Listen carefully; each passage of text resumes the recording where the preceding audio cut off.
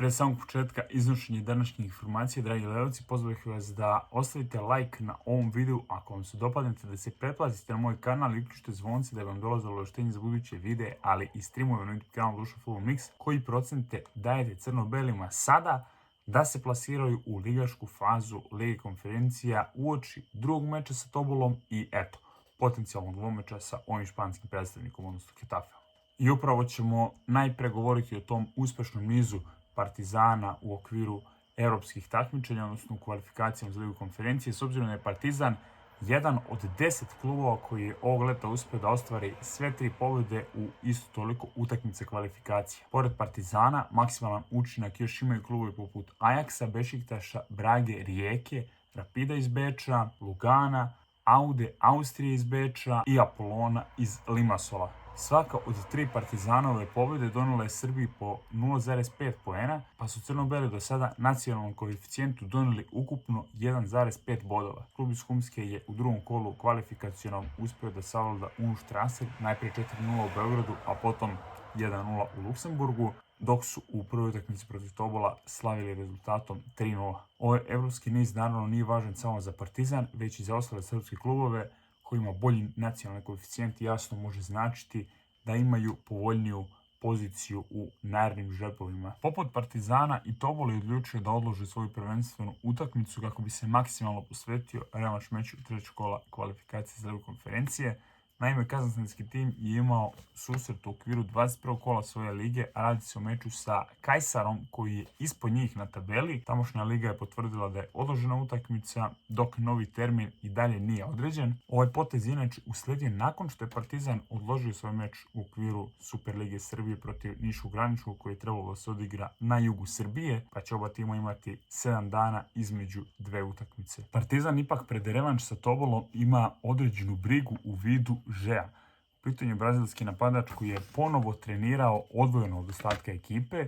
On je od dolaska u Partizan inače odigrao 108 minuta za klub iz Humske, dakle ni dve pune utakmice i još uvijek nije uspio da se upiše u listu strelca. Žej je zadobio povredu na meču sa Mačvom kada je Partizan gostovao u Šapcu, zbog čega je napustio teren posle nešto više od sat vremena igre, a potom je propustio i nekoliko treninga crno-belih.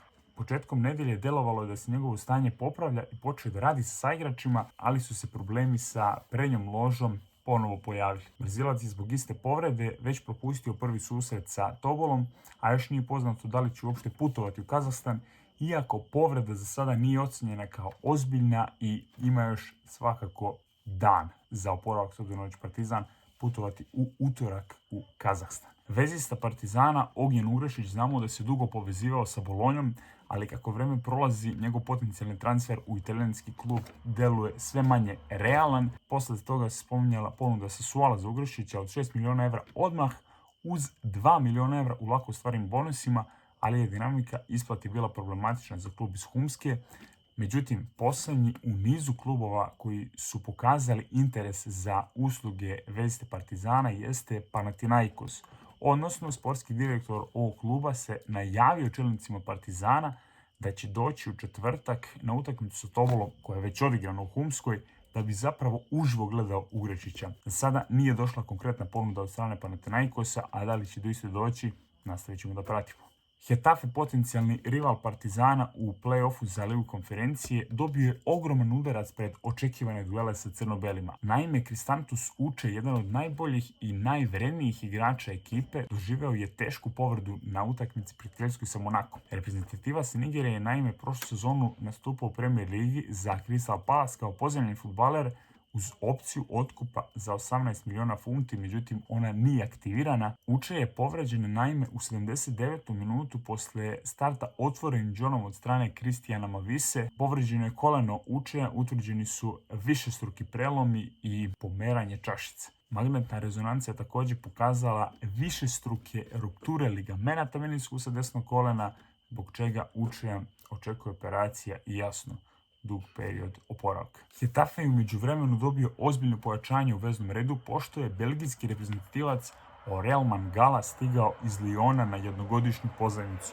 Mangala je u Lyon došao iz Nottingham Foresta 2024. godine, međutim nije se najbolje snašao tu, a dodatni problem predstavljala mu je činjenica da je doživio također tešku povredu prednjeg ukrštenog ligamenta tokom prošlogodišnje pozajmice u Evertonu. Reč je o 28-godišnjem vezisti koji za sebe ima iskustvo igranja u Premier ligi, jasno, kao i nastupanju za reprezentacije Belgije, pa njegov dolazak predstavlja dodatni kvalitet za ekipu Josea Bordalasa. Ako Partizan uspije da prođe Tobol, Mangala bi mogao da debituje protiv kluba iz Humske što se tiče utakmica pod okriljem UEFA za novi klub. Posljednja veza danas tiče se učinka Getafea prethodnog što se tiče prijateljske utakmice, odnosno pripreme. U pitanju je Remi sa Tottenhamom 1-1.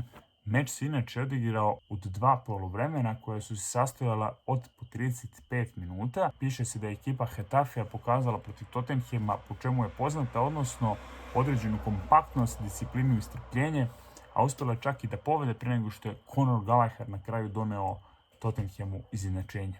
Ipak velika prednost za Partizan može da bude činjenica da Getafe ipak još nije u punom takmičarskom ritmu, kao i malo pre spomenuta povreda, što bi Saša Ilić i njegovi fudbaleri mogli da pokušaju da iskoriste. U tom slučaju bi se prvi meč između Getafea i Partizana odigrao 20. augusta u Španiji, dok bi revanš meč bio zakazan za 7 dana kasnije, odnosno 27. avgust u Humskoj.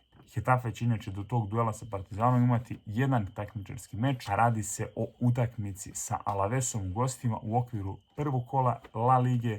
Ta utakmica će se odigrati naredne subote, odnosno za 5 dana, sa početkom od 7:30 uveče. Kada govorimo o ovom videu, to je sve za danas. Hvala vam na pažnji. Još jednom znate način na koji možete me podržati, dakle like, pretplata na kanal, da se uključi zvonce i mi se, ako Bog da, družimo uskoro već na novim klipovima, ali i streamujemo na YouTube kanalu Dušan Fulmix.